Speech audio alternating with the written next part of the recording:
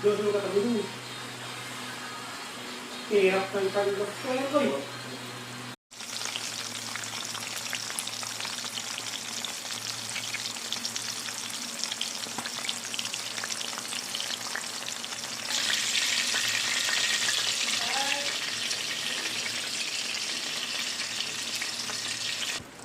Ayan, at meron din po tayo ditong langganisa. Ito po yung ating ginawa. Ayan, ito po yung ating lunch for today.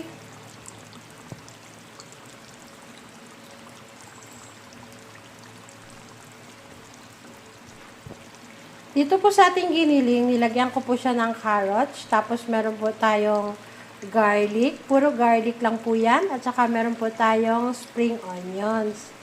Ayan. Antayin na lang po natin itong maluto.